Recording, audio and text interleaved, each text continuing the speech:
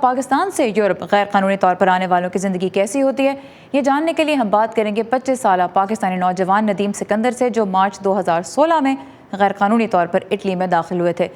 ندیم، آپ طالب علم تھے پاکستان میں، موبائل کی دکان میں آپ کام کر رہے تھے، تو پاکستان کیوں چھوڑا آپ نے؟ پاکستان میں ایک تو فیوچر نہیں ہے، اور دوسرا جو ہے نوکری وغیرہ ادھر جابس کا مسئلہ بنتا ہے، اور پاکستان کے حالات جو ہیں وہ بھی کافی جو آج کل دشوار چل رہے ہیں، سیاسی بھی اور مذہبی بھی جو مسئلہ ادھر کافی ہے، تو اس آپ کو لیے اپنا میں نے سوچا کہ ادھر کا راستہ لوں۔ ٹھیک، تو 7 ملک آپ نے کراس کیے پاکستان سے اٹلی پہنچنے کے لیے، یہ سفر کیسا تھا؟ کیا دیکھا؟ کیا کوئی ڈر لگا؟ کیسے پہنچے؟ راستے میں بہت سی مشکلات بھی دیکھی، کافی ٹینشنیں بھی دیکھی ہیں، اور تقریباً ہر وقت ہی جو ہے نا موت کا خطرہ لگا ہوتا ہے، کبھی پہاڑوں پہ، کبھی سمندر میں، کبھی جو ہے نا دریاؤں میں، اور کافی جو مشکلات دیکھی ہیں۔ پانی کی کمی ہے، کھانے پینے کی چیزیں نہیں ہے، سردی ہے، اور دوسرا جو ہے نہ رہائش کا ٹھیک طریقے سے بندوبست ہوتا ہے، بس بہت سی مشکلات ہیں ادھر۔ تو اس راستے میں آپ رہے کس طرح سے؟ کہیں سر چھپانے کی کوئی جگہ ملی یا کھلے آسمان تلے رہنا پڑا پورے راستے؟ تقریباً زیادہ تو جو ہے کھلے آسمان میں، جنگلوں میں، پہاڑوں پہ، اور جو پرانے گھر ہیں قصبوں میں، ادھر جو ہے نا چوری ادھر رہے ہیں۔ اچھا، اب آپ یہاں اٹلی پہنچ گئے، یہاں پہ لوگوں کا رویہ کیسا ہے آپ کی جانب؟ کیونکہ ویسے تو یورپ میں مہاجرین کے خلاف ایک جذبہ ہے جو ابھر رہا ہے پچھلے کچھ سالوں میں، تو آپ مجھے بتائیے آپ کا تجربہ کیسا رہا ہے؟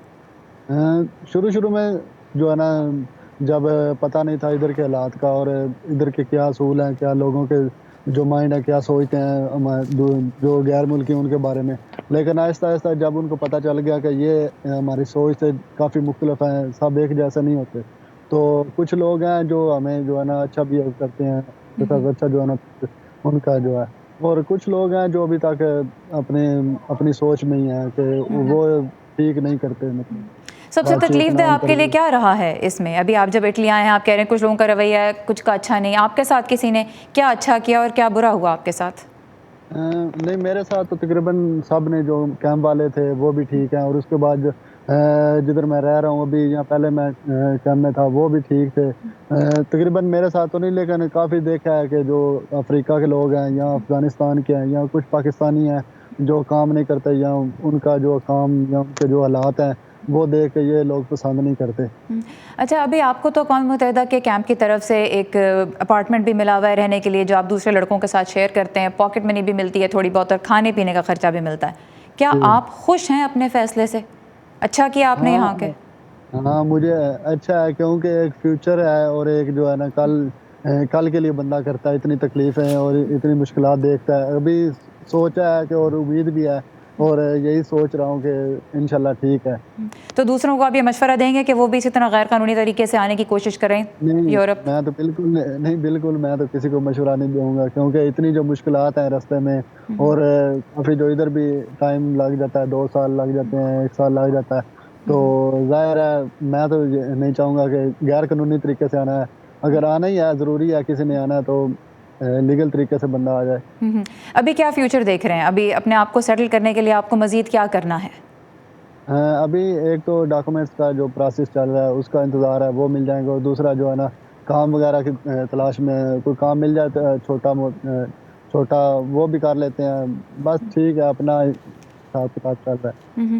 اور راستے میں آپ نے اور لوگ بھی دیکھے ہوں گے، خاص طور پہ پاکستانی، ان کا تھوڑا سا بتائیے کہ کیا آپ نے دیکھا کہ کسی کی جان کو خطرہ ہوا ہو، کوئی گم ہو گئے ہوں لوگ جن سے آپ کا پہلے رابطہ تھا اب نہیں رہا رابطہ؟ تھوڑا سا مجھے یہ بتائیے کہ جن لوگوں سے آپ کی ملاقات ہوئی، کیا ان سے آپ رابطے میں ہیں یا نہیں؟